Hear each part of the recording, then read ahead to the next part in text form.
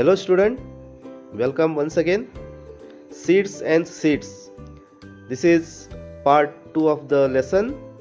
In this video, we are going to learn about the germination of seed, then structure of seed, types of seeds, parts of a germinating seed, and conditions required for germination. These are the things we are going to learn in this lesson.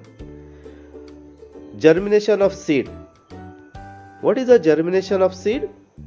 Seed germination in a plant is the process by which a dormant seed begins to sprout and grow into a seedling under a right growing condition. This is called as a germination of seed. This process we are going to learn now. It is also called as from seed to seedling. A seed grows into a seedling that later on converts into a baby plant. That process is called as germination. Before starting this process, let us learn about our seed. What is inside the seed? If you open a seed, for example chana, you will find two cotyledons, that dal we call as. Two cotyledons present in the chana seed, and you will find a small structure that is called as an embryo, whitish structure at upper part of this between these two cotyledons. That is called as embryo. Then two cotyledons, if the chana dal is there, chana is there, then two cotyledons and a seed coat. Let us learn detail about these parts. First one is the seed coat. It protects the seed. Seed coat is always harder outer layer of the seed, that is called as a seed coat, and it protects the seed. Next one is the cotyledon. It supplies food to the baby plant. When the germination starts, at that time these two cotyledons or one cotyledon that supplies the food to the baby plant. Next one is the embryo.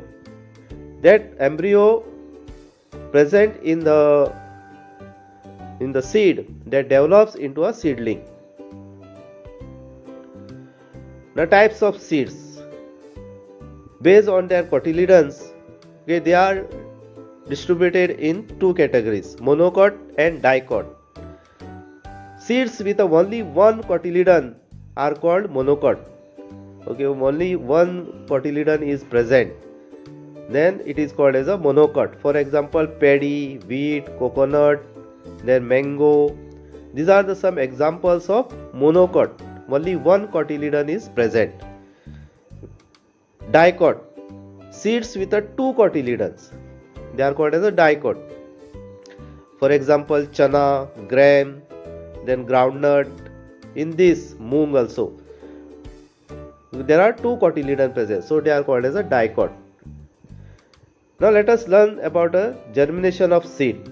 The embryo which is present inside the seed, when the suitable conditions are available, water is available, air, then sunlight, then it starts developing, and it converts into a plumule and a radicle.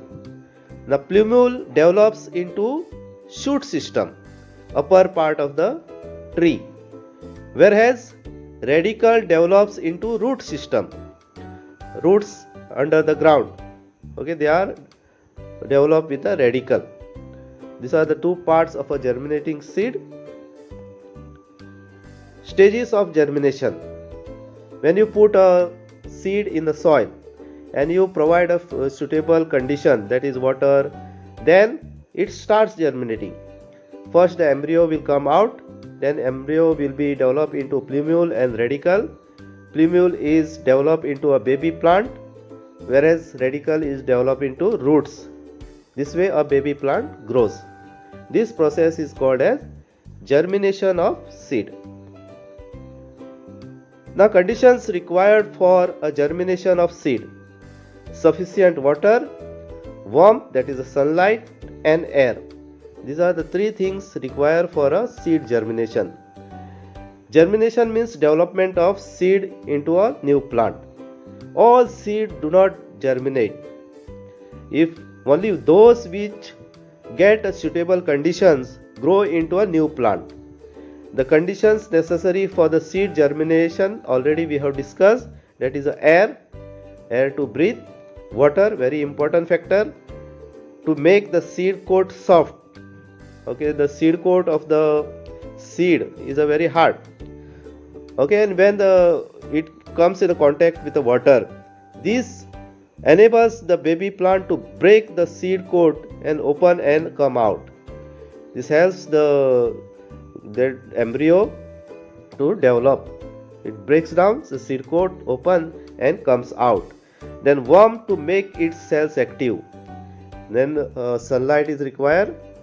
If there is no sunlight, then the baby plant will not grow. So these are the three important factors which are necessary for a germination of seed. That's all, student. This is the end of the lesson. Thank you very much.